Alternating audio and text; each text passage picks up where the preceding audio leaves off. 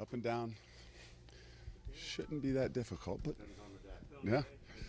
I hear you. I hear you. Loud. No, that was the number one thing they couldn't do. Because the last ones did. So, well, last week is over, and we're not going to speak or talk anything about last week. So, no questions on anything last week. We're moving forward. So, as you guys know, I normally enjoy it. I don't mind coming down here to do these things, but today I actually don't really want to do it because I don't like to continue to talk about the past. That's why I kind of said that. But there are a few things, obviously, from this past weekend that first and foremost want to say thank you, because the fan base and what we had there for the first time since I've been here in an away stadium was something very unique. And one of the officials said it at the end of the game, not to me, but to one of the coaches, that they had never seen, that stadium kind of like that with a visiting fan base that was chanting and making such a difference. So to everybody that went, obviously we huge factor for us, for our kids. I know for myself after the game, because before the games and during the games I don't see as much, but it was definitely awesome to see. We appreciate it. I know our kids and our entire program appreciates it. So obviously a great weekend, but got to find a way now to continue to move forward. And we're heading into, league play now. So AAC play, and we have one objective since we come in, whether it was year 1 or year 5, and it's to play for championships. And the only way you can do that is to win your league, to give yourself an opportunity to be in that championship game. So a new kind of focus. There was a beginning of the season, which was the first 4 games, very big, very important. For different pictures, maybe national pictures, and then as you get into the league, a little bit of a different, not mindset, but idea of, kind of separating out your season for the first part, the middle part, then the last run part. And here we are in the kind of the middle part to start the league, and we really got to lock ourselves in and focus on what it is that we're doing, because we got to continue to get better. We know the bullseye is going to continue to grow, and Temple has been a thorn in our side since we've been here. So I think that was good to get out there and actually practice last night, since we're playing on a Friday night, kind of get ourselves going a little bit quicker and get out of that instead of a 24-hour celebration where you can enjoy the game, crank that thing down to 17 hours and move forward. So talk about the 24-hour celebration. I'm curious how 17-hour celebration. 17-hour celebration. I'm curious, how quickly did you find out that Temple had beaten Memphis? Before I got on the bus. And I don't know who it was that told me, but I said, don't ever tell me that again. At least give me a few hours to enjoy what we just did.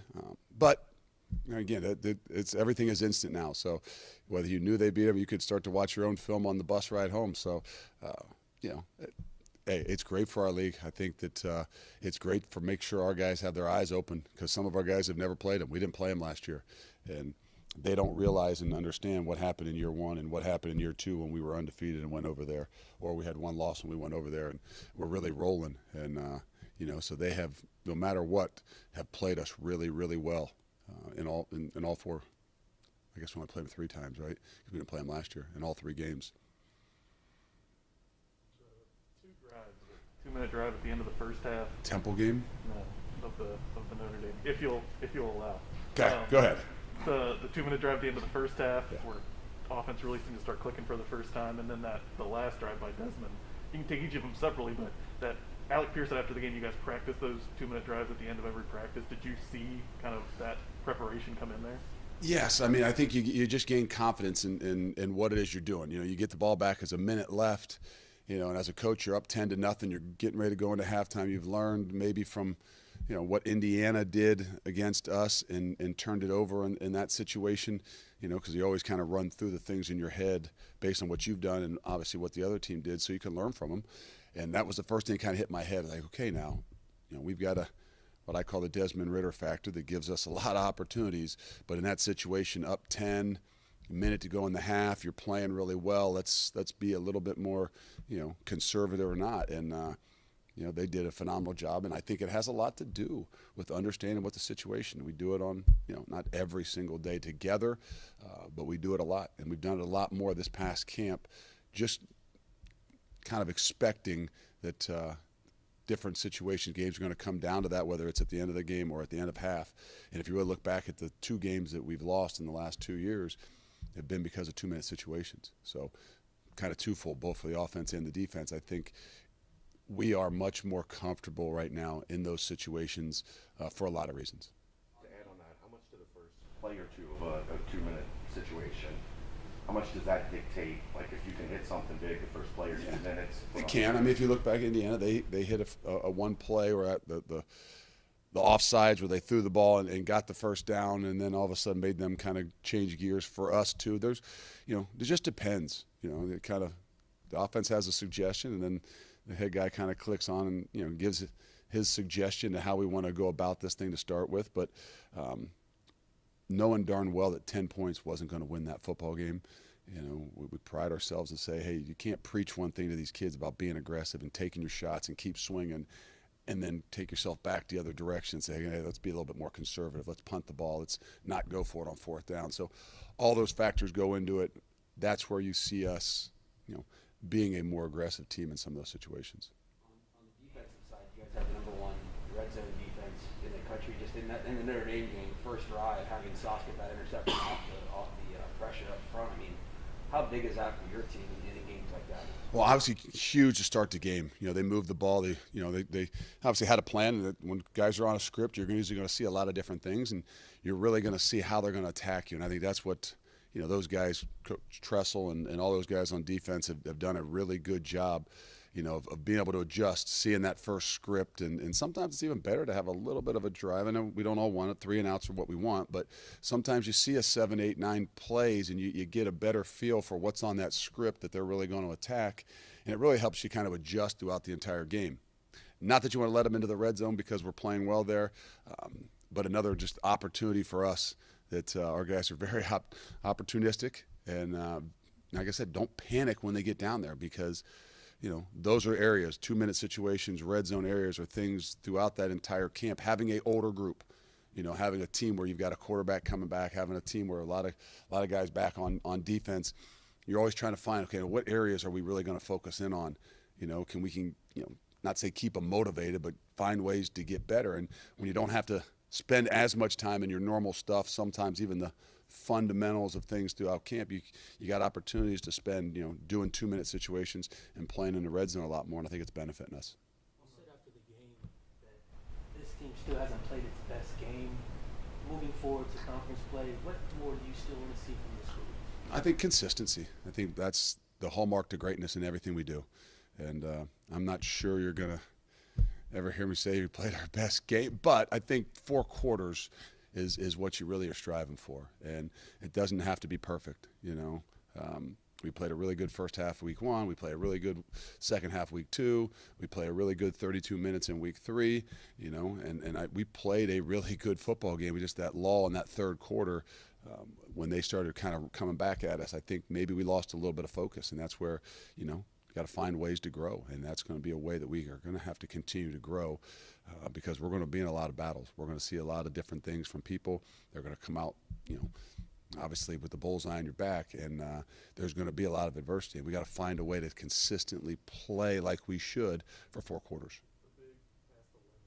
At the end, obviously, I'm sure you're looking at it from like a preparation execution standpoint, but are you also thinking about how far both of those 2 guys have come in your time here that they're able to recognize and make that play? No, there's no doubt. I mean, he made some big plays. Both of those situations, the 2 minutes before half, and then obviously that last drive, and that all goes back to the confidence. And it's not that Lenny doesn't have confidence. I'm not saying that. It's the confidence that people have in each other, that you really start to see the growth.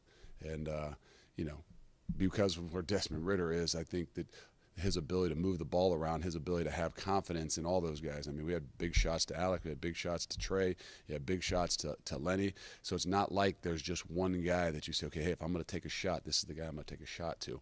So all that kind of goes back to that real confidence that not a coach has in somebody, because he could call a play and he could throw it someplace different.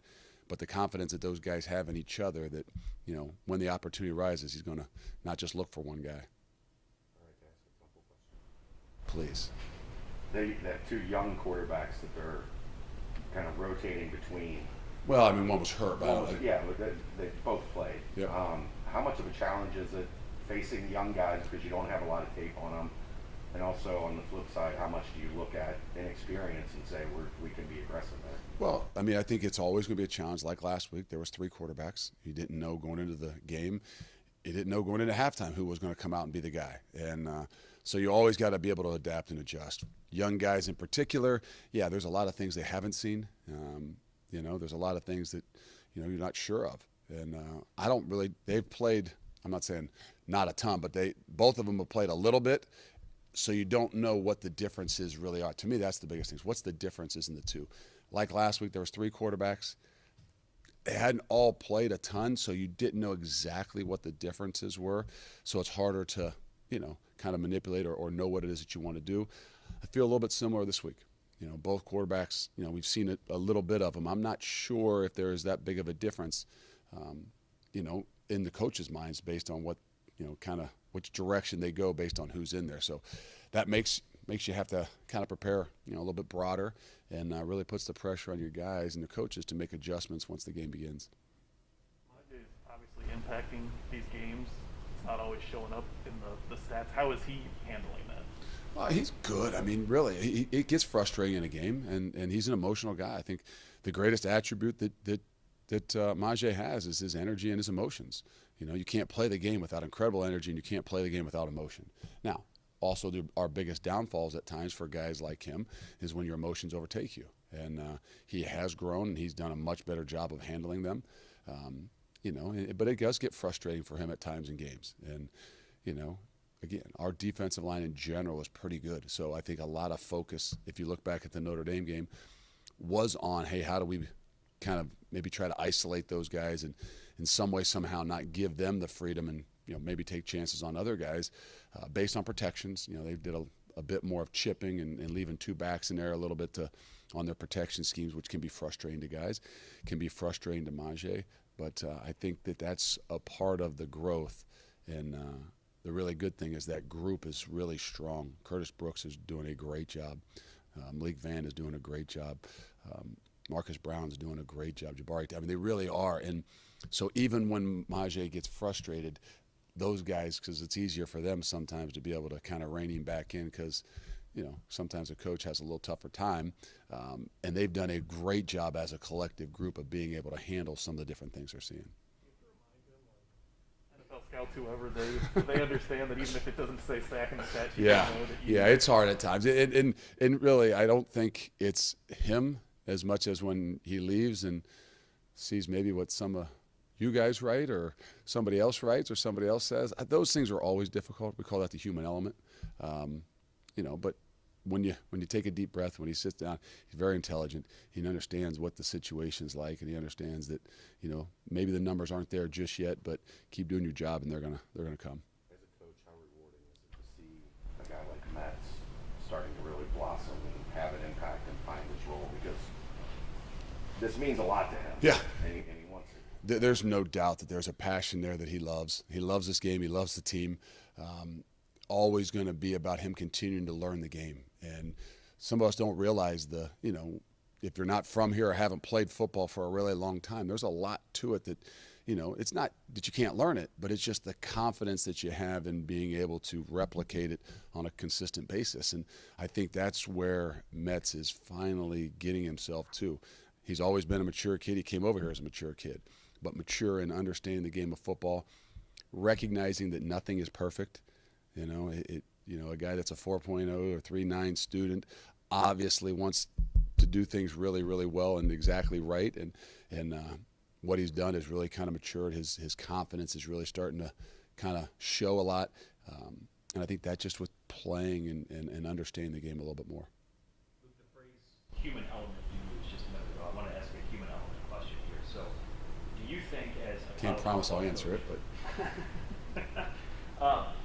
do you think as a college football coach, when it comes to playoff talk, when it comes to rankings, do you think what a team did the previous year? Look, you guys obviously brought up a lot of capital last year with an undefeated regular season.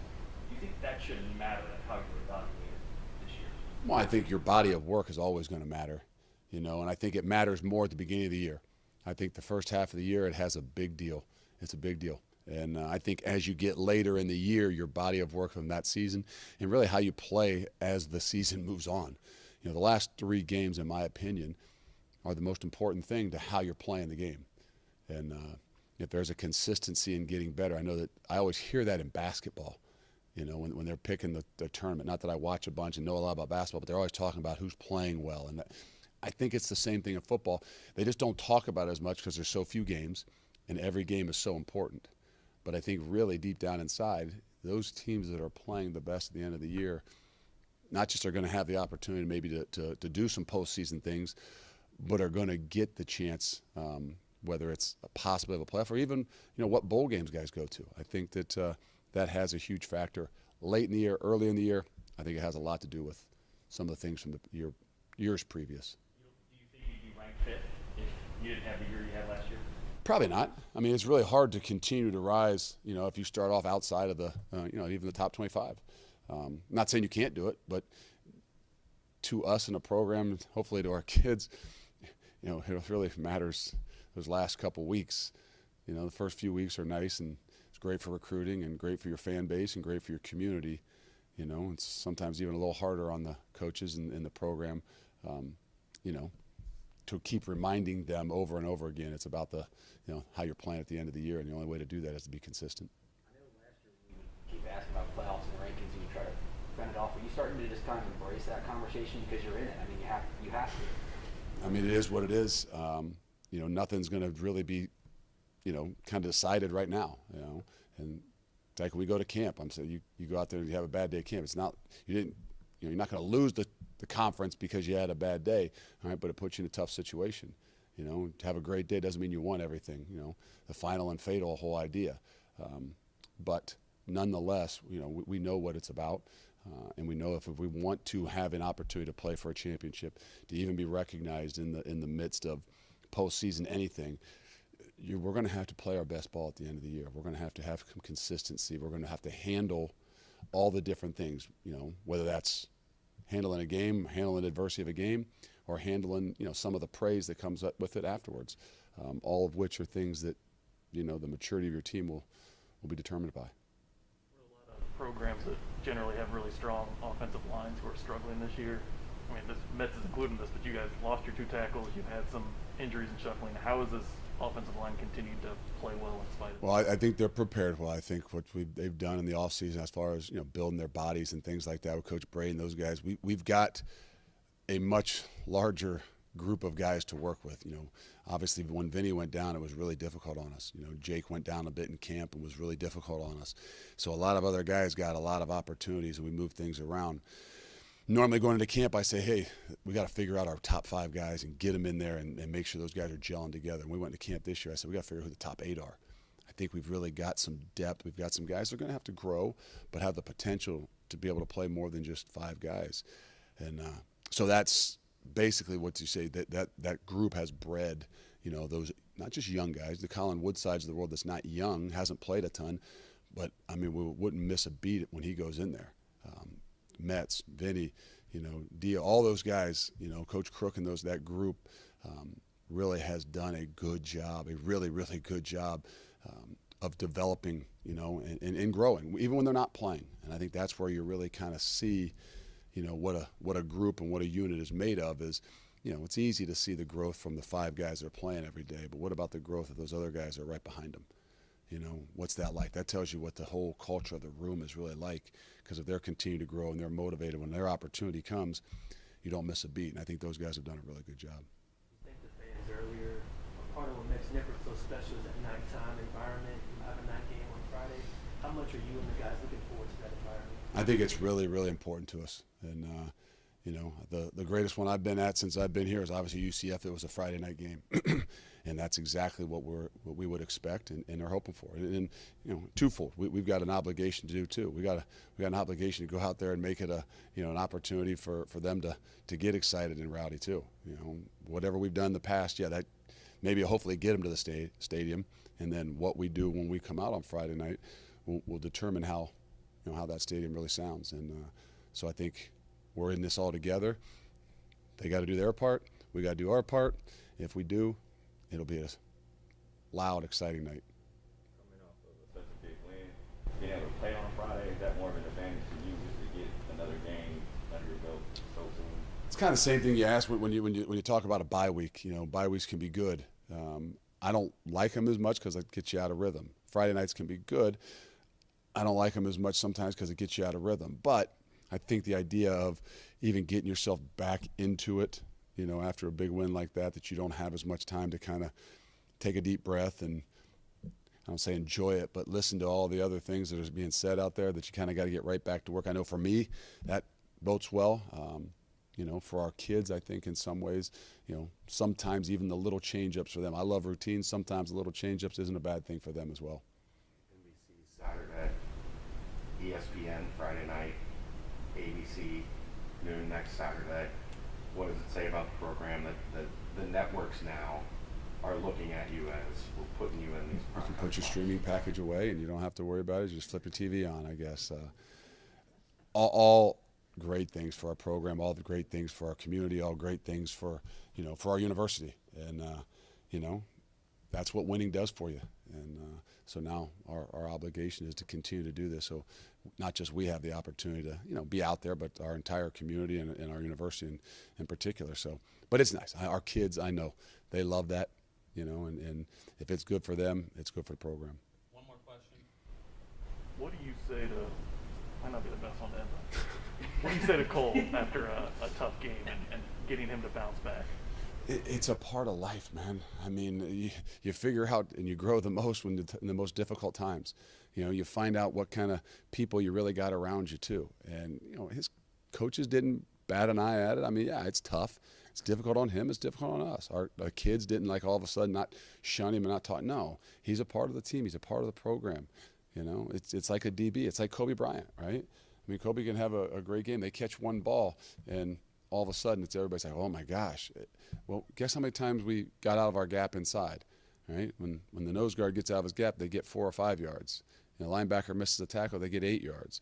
You know, a corner doesn't make the play, it's a 45-yard touchdown.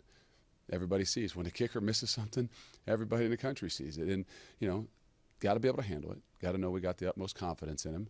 And we got to find a way to rebound from it. And you know, he's going to have plenty of opportunities to, you know, whether it's to win games or to make a bunch of more field goals for us. And, you know, I think our guys are the biggest part. That locker room is what's so key to everything that we do. You know, because even when people are having success, there's still some people that, you know, individually might not be getting what they want. You know about Cole because it was easy to see. But there's other guys in our team, there's other guys that aren't getting to play as much, that have that same feeling that they got to make sure that's a part of the human element, that they understand that the team needs them. And the only way they can become better and do what the team needs them to do is to get past that and not dwell upon it and not think about yourself, you know, think about your teammates and what it is that they need too. Thank you, Coach. It's a good one to end on. All right, next we'll have senior quarterback Desmond. There you go. You asked him all the questions.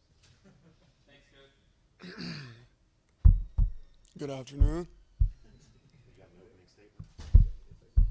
Hope y'all had a good weekend. Nick, that night, Friday night, how much are you guys looking forward to that? Oh, we're excited to get back home. It feels like it's been forever since we played in Nippert. But no, we're excited to get back in front of all the fans, all the students, and just make it a crazy atmosphere. How much is Friday night a chance for you guys to thank everybody that's gone on the road? The road crowds of Indiana and Notre Dame were amazing. Yeah, I mean, both of them were absolutely amazing, and obviously, you know, we can thank them on social media and everything. But, you know, being able to show up and put our best game on film and make it exciting, not make it a boring game, and you know, make big plays here and there, and get the fans excited. I think that's what they'll all come for. So to do that, it'll be very exciting. Looking back at Notre Dame real quick, when you looked up and saw all that red, what went through your mind? Oh, I mean, it was wild. Just to not only look at, you know, our section up in the top corner, but to look, you know, throughout the entire stadium and all around the bowl, and see that there's just splotches of red here and there. I mean, it was almost breathtaking.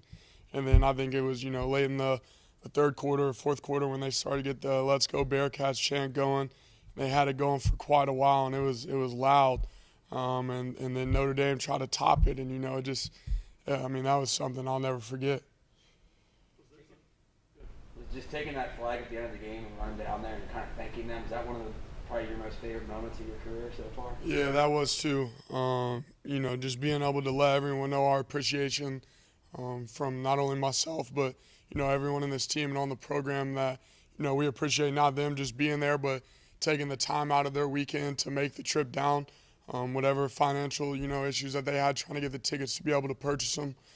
So we just want to thank them from our bottom of our hearts, and that, that they make us play that much harder. When they get those chants going and they're screaming all loud, it really truly made it feel like a home game. Did Malik get on you because the flag's kind of thing? Yeah, no, I think he had got the other one, so I think we're able to pull it out. Because I always see him doing it. I've never been able to run with the flag, so I was like, let me take this real quick. Your worst throw of the game was there trying to chuck the ball into the what happened? Well, I'm gonna say a lot of adrenaline, maybe the sweat from the ball. I was holding it the whole game, but we're just gonna skip that one. No, yeah, I wanted to get that ball to someone. Like I said, the fans who have been there and worked hard to get there, and just a little token of appreciation. Excuse me? Nobody saw it? No, I mean, at the time, obviously, I'm hoping no one saw it, but soon, I was quickly in the ruins one. Alec Pierce was your guy in 2019. He obviously had an up and down year last year with injuries and whatnot. Is it safe to say he's back? Oh yeah, for sure. So just to keep him healthy throughout this entire season. He's a guy I can count on to go up and get the ball in every play. And we're working on the yak, the yards after catch. We're working on that. But just to get him going early, get him touches. We got a lot of guys who can make plays. He's just the one that you see, week in and week out that goes up and gets the ball and makes all the big time catches. But we got a lot of guys that can go up and make those plays. And so we hope to spread it out and keep showing the love. What are teams doing to try to take Josh away? 'Cause it seems like he's getting a lot of attention, and does using now finding Lenny maybe help, get Josh free a little bit. Yeah, so they see Josh in there, and a lot of these teams think Josh is just a pass guy. So when we get in there, maybe it's first down or even second down, because third down, they might think it's a passing down. But when they see Josh in there, they're thinking more pass. But then LT gets in there and they're thinking more run. Well, when LT does get out and he gets open, it's for big plays. So they're just taking him away like that. But we got to be able to get him the ball early. Just get him quick, easy touches for him to get going, whether that's in the RPO game, quick game. But I think we're going to do a good job this week. Make sure he gets early touches and make sure he gets going. Tell me he needed to get his footwork ironed out a little bit on that. Yeah, the little switch angle route. No, I told him that might have not have been his prettiest route of his career here. But no, I mean, it was all jokes. Obviously, he came out with the win. He did his part. The stats might have not shown. We're not a huge stats team. And, more so what goes on in the trenches. And that's where he did his work, and it showed. Was there something you saw in game prep that you might be able to hit some deep shots against them? Against Notre Dame or against Temple? I mean, yeah, we knew that. I mean, we like our guys versus anyone. It doesn't matter who's on the other side of the ball. So at the end of the day, we're going to get out there, see how they're feeling, how they're working their releases. And then, once we get a beat, we kind of got a beat on you. Looking at Temple, they played you tough, notoriously. Through your time here, is there, you have to let some of the young guys know, we don't like these guys. Yeah, I think I forget who I was talking to. It might have been yesterday, but yeah, I definitely was telling looking back, man, these been some tough games with Timbo. I tell him all the time. I think it was in the quarterback meeting this morning. So the number one game I remember against Temple was, going up there. I think that was 3-4 years ago now. But going up there, we had a little confrontation at the beginning of the game. And, that kind of just threw us off. We talk about emotional toughness, and we going up there, thinking we're going to be doing this and doing that. And, they kind of stuck it to us throughout the whole game, especially in the first quarter. They came out on us. But just knowing that, all these games have been 4-quarter games, and then I think 2 years ago, ending on a Derek Forrest pick. That's basically how we sealed the game. But yeah, just knowing that Timble is always going to come out, give us our best, just like everyone is. But Timble is also, one of these, I don't want to say tough and nasty, but blue-collar programs. And that they're going to come in and give us our best, and we have to be ready for that. Raise your eyebrows if they beat Memphis. They were able to beat Memphis Saturday. Yeah, I mean, those were two good teams. It's conference play now, so every game is going to be a tough game. Every game is going to be a four-quarter game. And I think you're going to see that week in and week out, not just from us, but from all the teams throughout all the conference. You lost your two starting tackles from last year. You've had some shuffling up front even in this season. What has the offensive line done to, for the most part, kind of keep you clean back there? Yeah, they've done a great job, and I think they do a great job in their preparation, especially, throughout the week, with a little bit of injury here and there. We have a lot of rotations going in with about 7, 8 guys, I'd say. So I think they've done a really good job of being able to handle that, handling not only just, knowing the players going in for the week, but knowing them at different positions. So they've done a great job with that.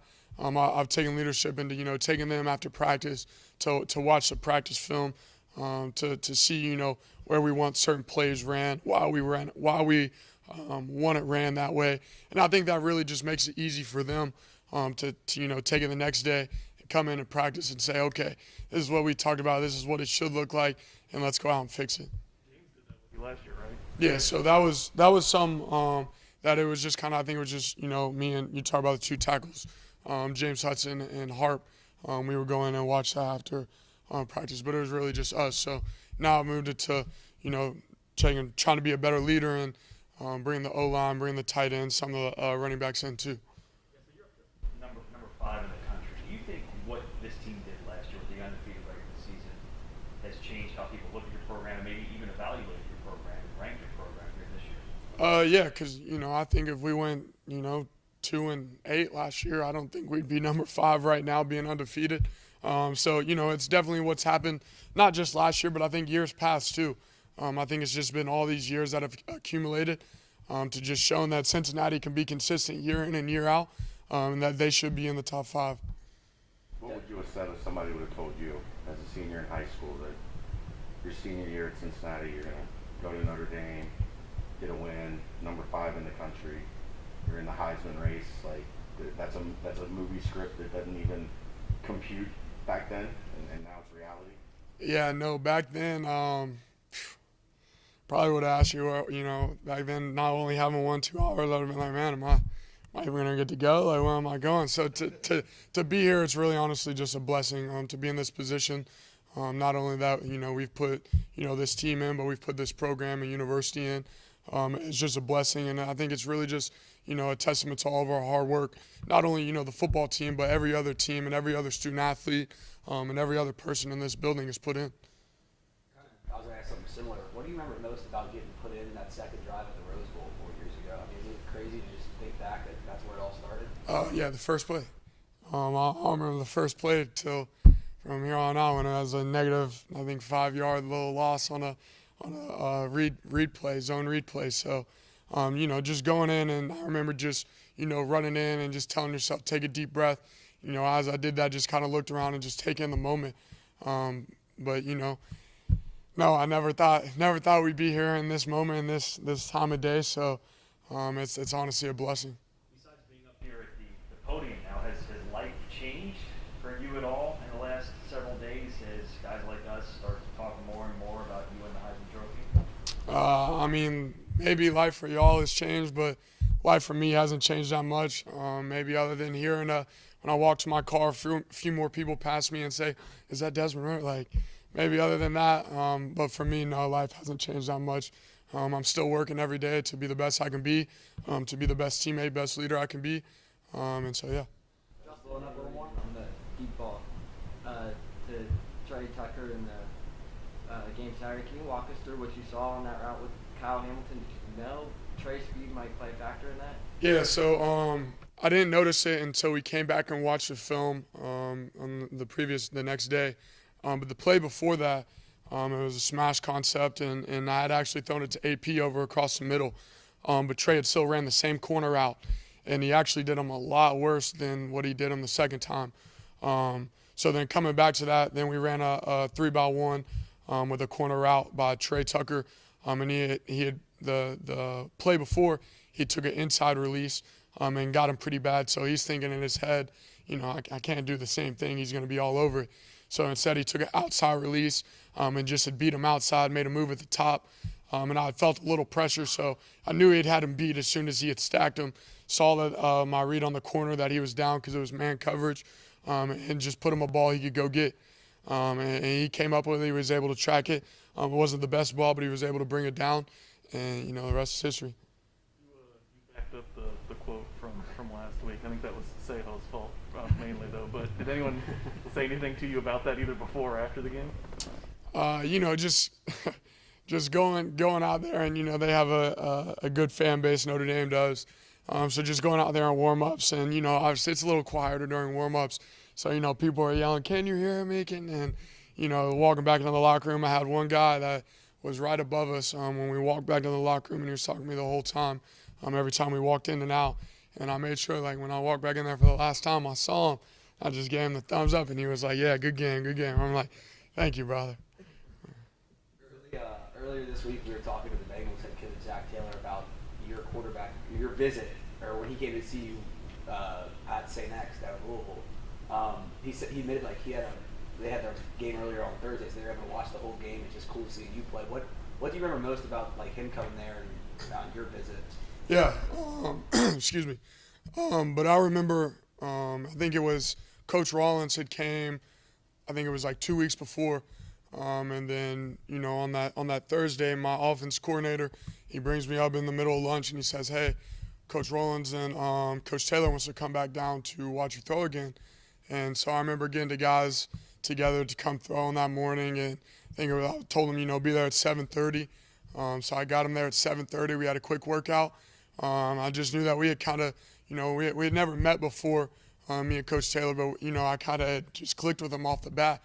Just kind of, liked who he was, just who I saw in that quick 30 minutes. And we kind of connected and chatted a little bit. And we was able to get out of there and go down to the Oaks.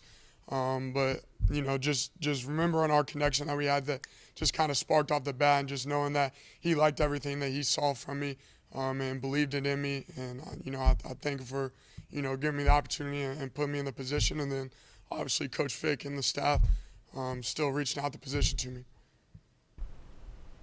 Any other bulletin board material you want to offer up for this week? Any other bulletin board material you want to offer up for this week? Yeah, be there Friday night. It's going to be a great game. Wear black. Go Bearcats.